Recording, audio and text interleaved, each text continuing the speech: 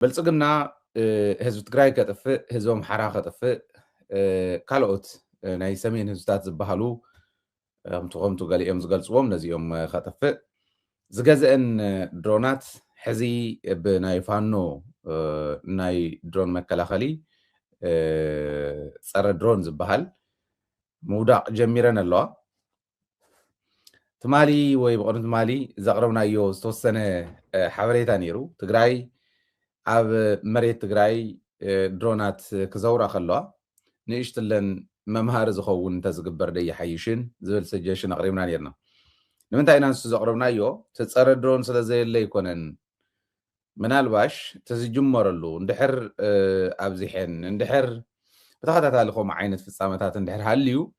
ይኸውን ዝብል ክኸውን ክእል እዩ ውሳነ ናይ ሰራዊት ትግራይ ግን መምሃሪ ዝኾነ ክኸውን ደይኮነን ዘለዎ ዝብል ያው ካፍቱ ንሕና ወታደራት ኣይኮናን ወታደራዊ ዘይኮነ ክእል እዩ ግን የዋፅ እዩ ዝብል እምነት ስለ ዝነበረና እዩ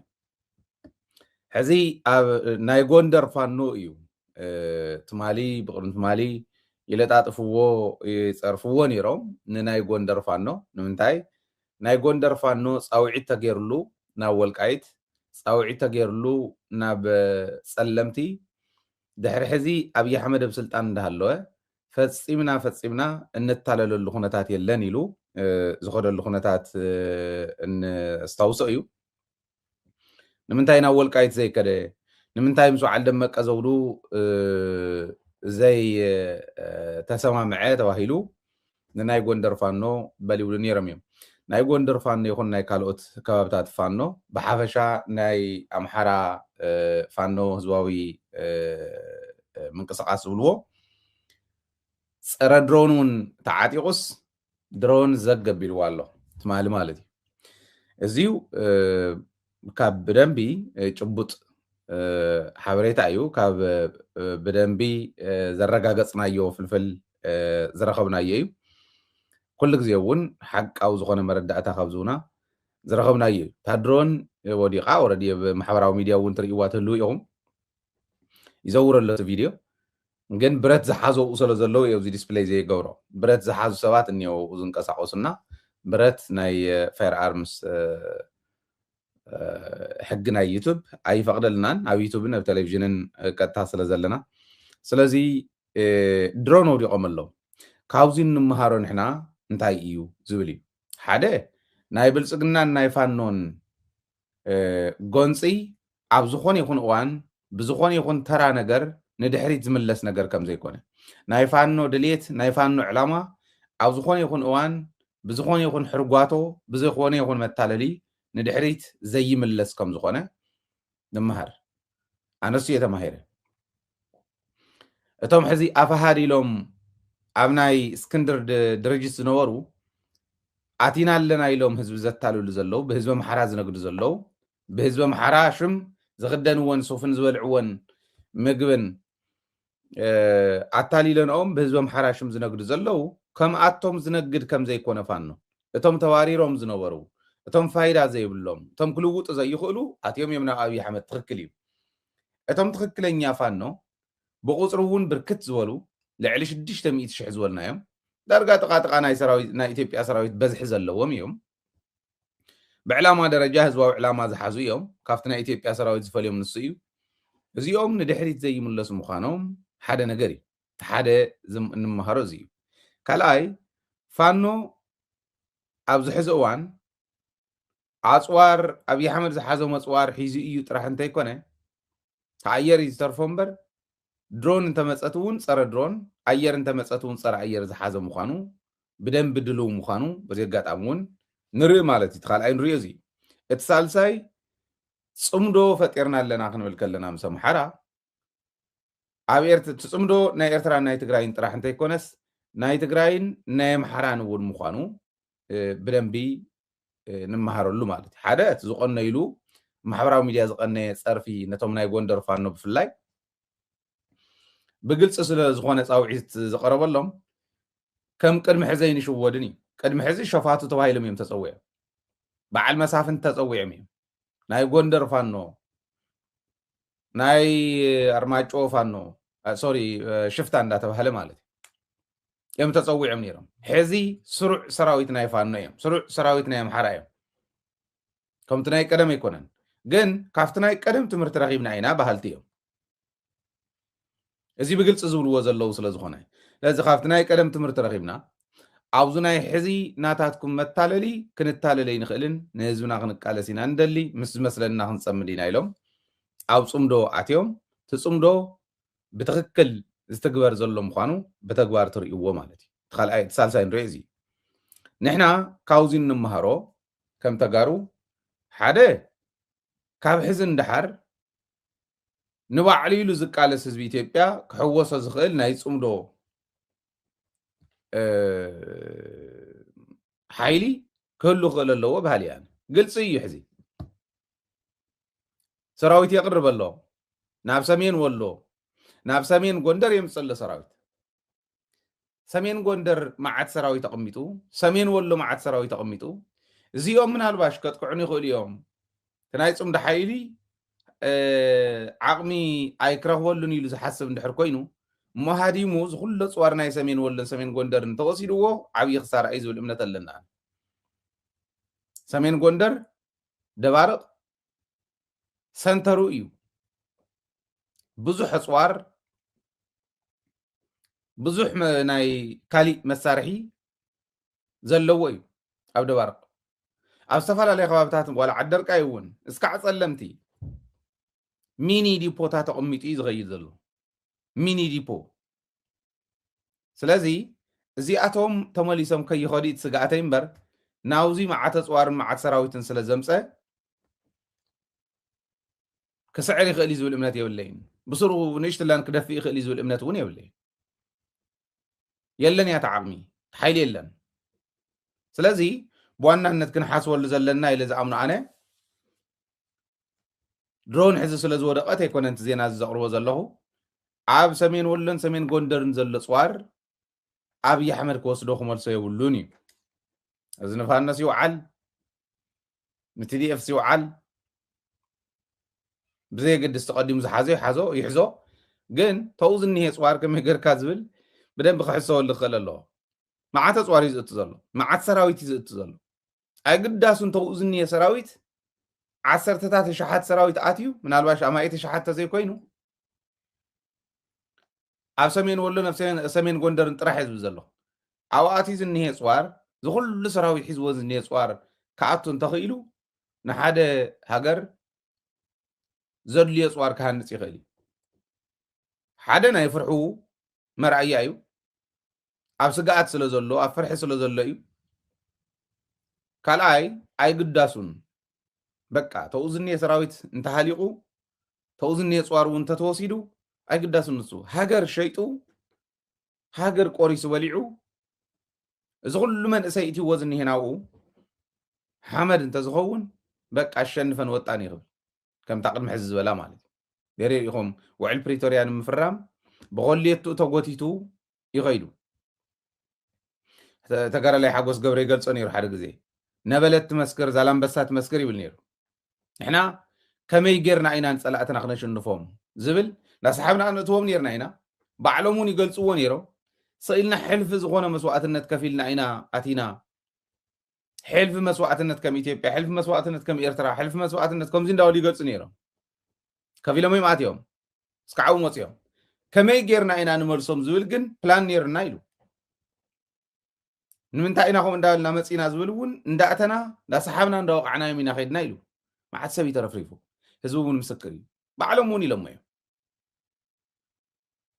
ግን ገዲስዎም ዶ የግድሰና ኢዶ ኢሎም ኢትዮጵያስ ክንድዚ ዝኣክል ሰራዊት ሲኢነ እየ ኢላ ሓንቲ መዓልቲ እውን ብመራሕታ ተዘሪቦ ይፈልጥ ንምንታይ ክንድዚ ሰኣነት ሰራዊት እንተሰኣነት ንኢትዮጵያ ዘግድስ ኣይኮነን መንእሰይ ኢትዮጵያ ኣትዩ ክልብለብ ይኽእል እዩ ናይ ባዕሉ ጉዳይ ኣብይ ኣሕመድ ኣብ ስልጣን እስካዕ ዝነበረ እቶም ኣብ ስልጣን ዝኒሄው ብስልጣን እስካዕ ዝቐፀሉ ዝግድሶም ነገር ኣይኮነን እዚ ከምዚ እንድሕር ኮይኖም ትእትዮሞ ዝኒሄዎ ጽዋርን ትእትዮሞ ዝኒሄዎ ሰራዊት ክኸፍል ዋጋ ናይ ኣብይ ኣሕመድ ወንበር ንኽሕሉ ኢሉ ኣትዩ ዋጋ ይኸፍል እቶ ጽዋር ግን ናብ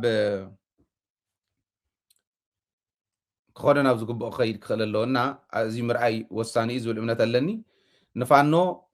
ድሮን ወቂዖም ስለ ዘውደቑ ኦኬ ስኢላ ኣይኮነትን ወዲቓ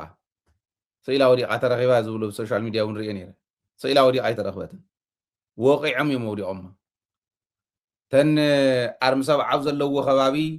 ቅኝት ክገብራ ከይደን ኣብኡ ወዲቐን ዝተባሃላ ሰለስተ እውን ስኢለን ኣይኮናን ወዲቐን ፀረ ድሮን ንኣብይ ኣሕመድ ጥራሕ ተባሂሉ ኣይኮነን ተሰሪሑ ተን ድሮን እውን ንኣብይ ኣሕመድ ተባሂለን ጥራሕ ኣይኮናን ተሰሪሑ ኢትዮጵያ ናይ ትግራይ ሪሶርስ ሸይጣ እውን እያ ድሮንን ፀረ ድሮንን ክትገዝእ ንቐፃሊ እውን ከም ዝበለ መዓድን ኣለና ብሰሜን ደቡብ ካሊእ ደይሉ እዩ ከምፅእ እታ ሰሜን ዓርሳ ዝኸኣለት ሃገር እንተኮይና ከምኡ እንተኮይና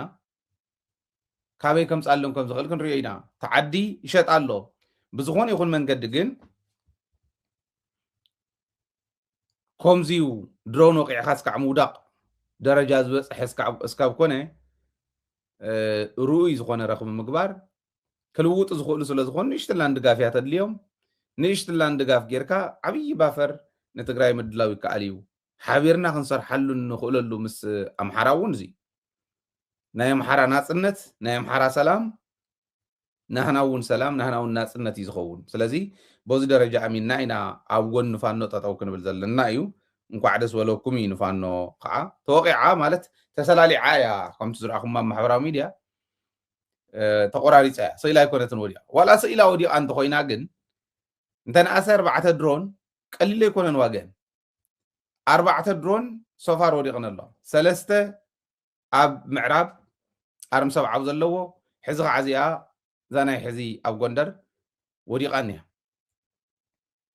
3 ድሮን ከሲሩሎ ዝወዲ ድሮናት ኣምፂና ኢና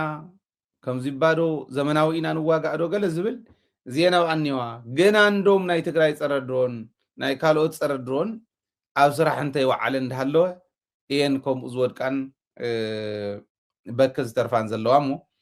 ዘይረብሕ ምዃኑ ተካይዱ ብደንቢ ገይሩ ክርድዑ እዩ ዝብል እምነት ኣለኒ ካሊእ ኣብኡ እንዳሃለና ናይ ጎንደር ፋኖ ናብ ምዕራብ ዝሓልፍ ዝነበረ ሰራዊት ናብ ምዕራብ ትግራይ ዝሕልፎ ዝነበረ ሰራዊት ቀሽሚዱ ቀሽሚዱ ኣውዲቕዎ እዩ ናብ ምዕራብ እንተሎ ብኣየር እዩ ኣብዚ ብደንቢ ዕሪና ክንሓስበሉ ናይ ብሓቂ ድዩ ኣብ ማእኸል ፀላእተይ ዝብሎም ክንድኡ ዝኣከል ሰራዊት ስለ ዝእተወስ ተፈሪሑ ክግደፍ ኢሉ ድዩ ሓሲቡ ደስ ኣየራት ክመፃየን ኢሉ እዩ ብኣየር ተኣማሚን እዩ ድሮን ተኣማሚን እዩ ዘሎ ዝብል ብጣዕሚ እዩ ዝገርመና ኣነ ንምንታይ ናብ ምዕራብ ትግራይ እቲ ናይ ሰሜን ዝበሃል ሕዚ ናይ ሰሜን እዚ ዝበሃል ኣብ ደባርቕ ዘሎ ሓያል ሰራዊት ይእትሎ ኢለኩም እየ ኣብ ሰሜን ወሎ ዘለውን ከምኡ ኢለኩም እየ እቲ ናይ ደባርቕ ግን ካብ ኣዲስ ኣበባን ካብ ካልኦት ከባቢታትን ብኣየር ናብ ትርካን ከይዶም ብኣየር ወሪዶም ኣብ ምዕራብ ትግራይ ኣብ ዝተፈላለዩ ከባቢታት ምዕራብ ትግራይ የራግፈሎ እዩ ናብ ምዕራብ ትግራይ ዝሓልፉ ግን ካብ ሰሜን ወሎ እውን ካብ ጎጃም ተፀሪጎም ወፂኦም እዮም ናይ ጎጃም ፋኖ ዳርጋ ፀራሪግዎም ይክበሃል ይከኣል እዩ ካብኡ ዝወፁ ኣብ ክንዲ ንላዕላይ ናይ ባዕሎም ቦታ ክሕዙ ኣይደኖ እቲ ሚሊተሪ ከመይ ድዩ ዝሰርሕ ናብ ማእኸል ፀላእቲ ዝብልዎም እዮም ኣትዮም እዮም በዚኡ ሻዕብያ እዩ ዘሎ በዚኡ ቲዲኤፍ ይኒሄ በዚኡ ቲዲኤፍ ይኒሄ በዚኡ ከዓ ፋኖ ኣሎ ሕዚ ፋኖ ይሰርሕን ስቕ ኢሉ ክሕልፎ እዩ እንድሕር ኢልኩም ምናልባሽ ብሓደ ገፅ እውን ብመተማ ከባቢ ቅማንት እኒሄ ተሓንቲ መሽለኺት ዘላቶ ካብ ደባርቕ መዓደርቃ እያ ካብ ደባርቕ ንፀለምቲ ናብ ፀለምቲ ኣትዩ መሬት ትግራይ ሒዙ ኣሎ ሕዚ ኣብ ከምዚ ኩነታት እንዳሃለወ ናብ ምዕራብ ትግራይ ብኣየር እቱ ቀንዩ ሕዚ ግን ብመኪና ክእቱ ምስ መኮረ ናይ ጎንደር ፋኖ ዳር ሕርየ ተርእዩ ሰላሊዑ ደርቢዎ ኣብ ብዙሓት ከባቢታት ዝነበረ ናብኡ ክኸይድ ማለት እዩ ኣብ ቋራ እውን ኢሎም ኣለዉ ካብ ደባርቕ ናብ ምዕራብ ትግራይ ኣብ መንጎ እውን ኢሎም ኣለዉ ፋኖ ወይ ከም ዘሎ ረኣይዎ ሕዚ ንሰፈረ መለሰ ዝበሃል ናይ ፋኖ መራሒ ኣብ ማሕበራዊ ሚድያ ሪኢኹም ክትኮኑ ትኽእሉ ኢኹም ኣብዚ 2-3 መዓልቲ ስለ ንሱ እዩ ንዕዮም ዝፀርፉ ዘዋርዱ ዘሎ ሰፈረ መለሰ ንምንታይ እዮም ከምኡ ኢሎም ናይ ብልጽግና ናይ ፕሮፓጋንዳ ማሽናት ንሰፈረ መለሰ ክጸርፉ ንሰፈረ መለሰ ከዋርዱ ዝኽኣሉ ንምንታይ እንተይልኩም ሰለስተ መዓልቲ ሙሉእ እዩ ብደባይ እዩ ብትኽክል ግን ስኢሉ ተራ ደባይ እውን ኣይነበረ ናይ 3 ናይ 4 ሰዓት ኮንቲኒየስ ዝኾነ ውግእ የካይዱ ኣርግፍ ኣቢሎም ዝተሓዝ ሒዞም ይኸዱ ዝውረስ ዝማረ ኸፅዋር ማሪኾም ይኸዱ ኣልዒሎም ካብኣይ ቀብርዎም እቲኦም ከይዶምልና ኢሎም ድሓር ፅንሕ ኢሎም ይመፅዎም ከምዚ እንዳበሉ እዮም ከይዶም ቁፅሩ ፀኒሕና ኣብ ናይ ቀትሪ ፈኖና ክነቅርብ ክንምኩር ኢና ክንደይ ዝኣክል ፋኖ ክንደይ ዝኣክል ሰራዊት ኢትዮጵያ እዩ ናይ ጎንደር ፋኖ ብሓፈሻ ፋኖ ኣርጊፍዎ ዘሎ ዝብል ኣብዘን ናይ 3 መዓልቲ እየ ዝብለኩም ዘለኹ ካብ ጎንደር ናብ ወልቃይት ኣብ ዘሎ መንገዲ ክንደይ ዝኣክል ሰራዊት ኢትዮጵያ ይረጊፉ ዝብል ምርኣይ ወሳኒ ስለ ዝኾነ ፀኒሕና ኣብ ናይ ቀትሪ ፈኖና ክነቅርቦ ኢና ከምዚ ስለ ዝገበረ ግን ዋልድባ ከም ዘይነበረሉ ሸፊትሉ ከም ዘይነበረ ሕዚ ምስ ወያነ ሸሪኹ ኣብ ዋልድባ ካብ ዋልድባ እንዳተወርወረ ይብል ካብ ዋልድባ ኣይኮነን ኣብ ቋራ ባዕሉ እዩ ዘሎ ካብ ዋልድባ ኣይኮነን ሕሳቶም ካብ ቋራ እንተኢሎም ኣብኡ እንዳሃለወ ዲ ሰራዊት ኢትዮጵያ ነዚ ምውቃዓዊዎ ዝብል ሕቶ ስለ ዘልዕል ድቡዳ ዝኾነ ክንዲ እምባ ዝኾነ ሓሶት ይሕሱ ካብ ዋልድባ እናተበገሰ ይብሉ ክልተ ኣይዎ ዝኾነ ነገር ይሰርሑ እሞ ንኣብነት ዋልድባ ንወልቃይት ዝኸይድ ዘሎ ሰራዊት ትግራይስ ብዋልድባ ብሸራሮን ብምዕራብ ብሱዳንን ይኣትሎ ናብ ምዕራብ ትግራይ ዝብል ዜና ትማሊ ናይ ኣንዳፍታ ሪኢኹም ንሕና እውን ሕሊፍና ኢና ከም ዝበለ ሓሶት ደሎ ኢልና ሕሊፍና ኢና ክሕስቡ ከለዉ ምሕረት የብሎም ሕዝቲ ዋልድባ በቲ ሓደ ገፅ ናይ ወያነ ሰራዊት እዩ ዘለዎ ይብሉ 41 ዝበሃል ዘለዎ እዩ 41 ብዋልድባን ብሸራሮን ገይሩ ይመፅእ ኣሎ ይብሉ 47 ከዓ ብታሕቲ ከምዚ ኢሎም ትማሊ ሕሊፎም ሎማዓንቲ ዋልድባ ከባቢ ዘሎ ሰፈረ መለሰ ዝበሃል ናይ ጎንደር ፋኖ እዩ እዚ እዩ ዝወቕዕ ዘሎ ንሰራዊትና ንሰራዊት ኢትዮጵያ ካብ ዋልድባ እንዳተበገሰ ይብሉ ብፀለምቲ ገይሮም ዳ ዘይወርድዎም ኣብኡ እንተሃልዩ ግን ንሶም ማእኸል ቋራ እዩ ዘሎ ኣብ ቋራ እዩ ዘሎ ማለት ግልፂ ስለ ዝኾነ ሕዚ እውን ይዋግኡ ስለ ዘለዎ ኣብ ቋራ ኮይኑ እዩ ዝበጣጥሶም ዘሎ ተኣምራት እዩ እቲኦም ቦትዩ ቶም ቅማንት በዓል መሳፍንቲ እውን ብኡ ገፅ ዝሰፈረ መለሰ ዝበሃል ብቋራ ኮይኖም ብክልተ እዮም ካብ መንገዲ ዝጥቀሙላ ዘለዉ ክንዲ ዝረገፈ ሰራዊት ኢትዮጵያ እንተረገፈ ግን ኣይግድሶን ዝወዲ ኣብ ከምዚ ደረጃ እዩ ዘሎ ኢትዮጵያውያን ብቋንቋኦም ክነርድኦም ናይ ግድን እዩ ብቋንቋኹም ክነርዳእኩም ኢልካ ክንገሩ ናይ ግድን እዩ ኮስኪሶም ዝዕወይዎም ቆልዒዮም ዝስእኑ ዘለዉ ተዓዲ እውን ክትስዕረብ ዘይትኽእለሉ ካልእ ተወሳኺ መስዋዕትነት ንምውሳኽ መናእሰይ ኢትዮጵያ ንኽረግፉ ዝኸደ ዘሎ እምበር ተኣምር ክፍጠረ ይከኣል እንተባሂሉ ክንገሩ ናይ ግድን እዩ ማለት እዩ ኣብዚ ክንሕዞ ዘለና ክንዘምት ኢና ዝብሉ ተጋሩ ከዓ ተፈጢሮም ኣለዉ ክንዘምት ኢና ሕዚ እየ ዝብል ዘሎ ብርግፅ ቅድሚ ሕዚ ዮሃንስ ገብረ መስቀል ሰሚዕናዮ ኢና ወያነ ምስ ሻዕብያ ጽምዶ ፈጢሩ እንተመፅዩ የኢትዮጵያ መንግስት ዝመት ሳይለኝ እኔ እዛለሁ ኢሉ ወያነ ምስ ሻዕብያ ጽምዶ እንተፈጢሩ ንኢትዮጵያ ነታተንበዖ ዘላ ነታተድምዮ ዘላ ኢትዮጵያ ንኽወቅዕ ጽምዶ እንተፈጢሩ ኣነ ኢትዮጵያ ዝመት እንተይበለት ንኽዘምት እየ ኢሉ ዮሃንስ ገብረ መስቀል ከም ዝበለ ጉዳጉድ የለን ተለፋለፍ ዘይተባሃለ ክለፋለፍ ከሎ መን ክፈትወሉ እንታይ ንምርካብ ኮ እንትኾን ከምኡ ክብሉ ከለውስ ዝኾነ ሽልማት ደይብዎም ይኾኑ እንዳፀውዑ ወልዳን ኳዕኹም ዝበልኩም ኢሎም ፀዊዖም ዝኾነ ሽልማት ስለ ዝውዎም ደኾን ይኾን ይብላነ ከምኡ ኢሉ ሕዚ እንተሎ ሳሞራ ክዘምቱ ምዃኖም ኣረጋጊፆም እዮም ልቢ በሉ ትግራይ ከይትብላዕ ትግራይ ምስ ኣምሓራን ምስ ኤርትራን ምስ ዓፋርን ጽምዶ ፈጢራ ክትከይድ እያ ክንብል ከለና ትግራይ ክትብላዕ ኢና እንደሊ ኢሎም ምስ በላዕቲ ትግራይ ጽምዶ ፈጢሮም ክመጹ ዓዶም ክበልዑ ሓቶም ክወቕዑ ክመጹ ክንዘምት ኢና ይብሉ ኣለዉ ዮሃንስ ገብረ መስቀል ስለ ዘመተ ሳሞራ ስለ ዘመተ ዝቕየር ነገር ኣሎ ዶ ካልእ ዘረባ እዩ ኦረዲ መኪሮማ እዮም ዮሃንስስ ባዕሉ እውን መኪርዋ እዩ ባዕሉ መኪርዋ እዩ ካልእ ተኣምር ክፍጠረ ይኽእልን ሕዚ ታትማሊ ፀፊ ዓዲስ አበባ ዝእተወቶ በትሮ ወያነ እያ ክትረኽቦ እንደውም ሕዚ ብድሕሪኣ ዘስጋኣ ነገር ዘይብላ በትሮ ወያነ እያ ትኸውን ብድሕሪኣ ዝወቕዓ ነገር ዘይብላ በትሮ ወያነ እያ ትኸውን ሳሙራ እውን ከምኡ ካብ ትግራይ እንተወፂኻ ጅግንነት ዝበሃል ነገር የለን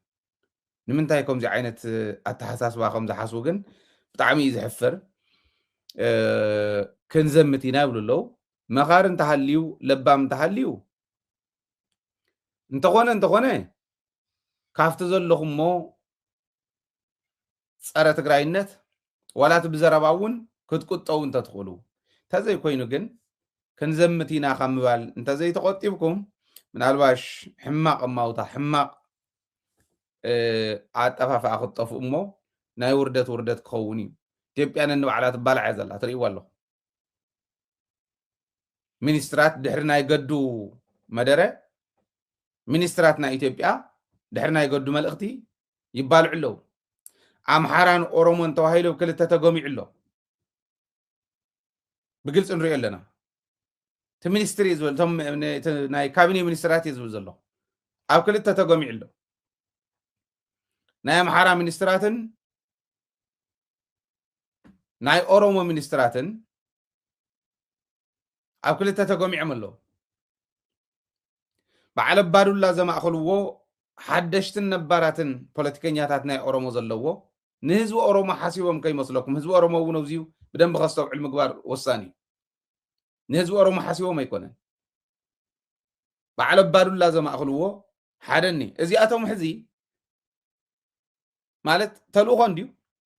ናይ ኣብዪ ኣሕመድ ተልእኾ ንምትግባር ብጣዕሚ እዮም ዝፈርሕዎ ተራ ቆልዓ እዩ ነይሩ ተራ ሰቢ ፖለቲከኛ እውን ኣይኮነን ፖለቲካ ዝርድኦ እንተዝኾን ኣብዛ ሕዚ ሓዊ ዝተኣጎደትላ እዋን ቀልደ ይመቐለደን ግን ኣባዱላ ዘማእኸሎ በዓል ኣባዱላ በዓል ግርማ ብሩሩ ዘማእኸልዎ ናይ ኦሮሞ ፖለቲከኛታት ማእኸል እኒሄ በዚ ከዓ ሕዚ ፈላላዮም ብግልፂ ዘቕርቡ ዘለዉ በዓል ተፈራ ዋልባ ዘለውዎ ካልኦት ናይ ኣምሓራ ፖለቲከኛታት እውን ዘለውዎ መርኦፍ ናብቲ ገዱ ዝበሎ ተታሊልና ኢና ህዝብና ሃጊርና ኢና ህዝብና ኣዋሪድና ኢና ኣምሓራ ዝኣክል ዓብዪ ዓዲ ዓብዪ ክልል በታቲናዮ ኢና ኢሎም ናብ ምእማን ዝበፅሑ ናይ ኣምሓራ ፖለቲከኛታት እኒዩ ጀነራላት ፖለቲከኛ 5 ጀነራላት ዓፂዎም ኣሎ ናይ ገዛ እሱራት ገይርዎም ኣሎ ፖለቲከኛታት እውን ናይ ገዛ እሱራት ዝገበሮም ኣለዉ ደመቀ መኮነን ሓደ እዩ ካብኣቶም ንፋኖ ትሕግዝ ኢኻ ምስ ሻዕብያ ተራኸብ ኢኻ ምስ ወያነ ተራኸብ ኢኻ እዩ ክንፅል ዝገበሮ ስለዚ ሕዚ ርኡይ ዝኾነ ኣፈላላይ ኣብ መንጎኦም ዓብዪ ግድግዳ ክንብሎ ክሊቬጅ ኣሎ እዚ ፈጢሮም ይኸዱ ኣለዉ እናተፈለየ ይኸዱ ኣሎ ኣምሓራ ደጋፊ የድልዮ እዩ ሕዚ ማለት እዩ ምክንያቱ ተዓዲ ስኢላ ከም ዓዲ ከም ኢትዮጵያ ክትቅፅል እያ ዝብል እምነት እኳ የብለይ ግን ኣብ መንጎ ናይ ኣምሓራን ናይ ኦሮሞን ፖለቲከኛታት ህዝቢ ኣይኮነን ህዝቢ ኣብዙ የለን ናይ ኦሮሞ ህዝቢ እውን ሰላም እዩ ዝደሊ ናይ ኣምሓራ ህዝቢ እውን ሰላም እዩ ዝደሊ ኣብ መንጎ እዞም ፖለቲከኛታት እዚኦም ተፈጢሩ ዝኒሄ ኣፈላላይ ግን ኣስተውዒልካ ናብቲ ኢኮዥን ናብቲ ናይ ሕዚ ዝኒሄ ፎርሙላ ምእታው ወሳኒ እዩ ፅባሕ ንጎ ዝፍጠር ከቢድ ነገር እውን ክህሉ ይኽእል እዩ ከቢድ ነገር ክህሉ ይኽእል እዩ ንኣብነት ናይ ወለጋ ፋኖ ዝበሃሉ ኣብ ወለጋ ኮይኖም መዝሙር ናይ ኦሮምያ ኣልዒሎም ፀረ ኣምሓራ ዝኾነ ፀረ ኢትዮጵያ ዝኾነ መዝሙር እዩ ኢሎም ፈሪጆም እዚ ክንቅይሮ ተተኻኢሉ ናብ ኢትዮጵያ እዩ ዝኾነ እምበር ናይ 500 ዓመት ታሪክ ዘለዎም ደቂ ዚዶ ዝብልዎ ማዳጋስካር ይብልዎም እዚኦም መፅኦም ከምዚ ክገብሮ ይኽእሉን ናብ ዝብል ይኣትዉ ፅባሕ ንጎ ክልቲኦም ኦላን ፋኖን ኣዲስ ኣበባ እንተኣትዮም ትግራይ ናይ ዓራቃይነት ሚና ክትፃወት ክትዳሉ እዩ ዘለዋ ባህል يعني ክንዱ ዝኣክል እዩ ፖለቲካ ክትፃወተሉ ዘለካ ሕዝና ኣብ መንጎኦም ክንፃወተሎም ኣይኮነን ዓራቃይነት ሚና ኢትዮጵያ እትወድቕ ዓባይ ዳዕሮ ኮይናስ ናብ ትግራይ ከይትግንደስ እውን ምሕላው ክኾን ይኽእል እዩ ኢትዮጵያ ከምቲ ሕዚ ትኸዶ ዘላ እንተኸይዳ ኣብ መንጎ ክልቲኦም ክፍጠር ዝኽእል ንዓና እውን ከጥቃዕና ስለ ዝኽእል ናይ ሽብር መፈልፈሊ እያ ትኾን ኢትዮጵያ ትግራይ እንተዘይሃልያ እታ ትግራይ ማለት ለቆታ ትፈልጡ ዶ ለቆታ ወይ መዳበርያ እኽሊ መሊእኻዮ ካብ ምእሰሪ እንተዘይሃልያ ክትሽከማ ኣይትኽእልን ክተዙራ ኣይትኽእል ትግራይ ናይ ኢትዮጵያ ፖለቲካ ምእሰሪት እያ ኦኬ ኢትዮጵያ ፋሕፍትን ከይትብል ማለት መዳበርያ ይኹን ለቆታ ይኹን እኽሊ መሊእኻዮ ሓፍ እንተቢልካዮስ ምእሰሪ እንተዘይሃልይዎ ፈሳሲ እዩ ምእሰሪ ፖለቲካ ኢትዮጵያ ትግራይ እያ ምንም ጥርጥር የብሉን ብታሪክ እውን ኮይና ኣመፅያ ሕጂ እውን ከምኡ እያ ስለዚ ኢትዮጵያ ንኢትዮጵያ ኣሲራስ ንቅድሚት ኢትዮጵያ ንከይትፈርስ ሓላዊታት ትኹን ትግራይ ኣይኮነን ዝብል ዘሎ ክትፈርስ ከላ ኣብ ልዕሊ ህዝብና ከይትፈርስ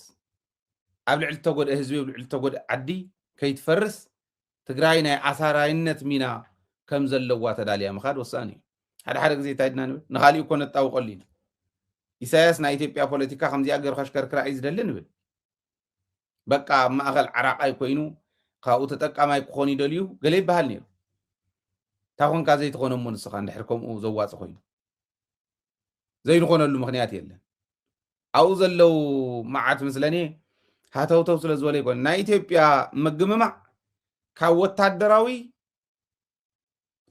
ማለት ጫፍ ብልሕናይ ፖለቲካ እዩ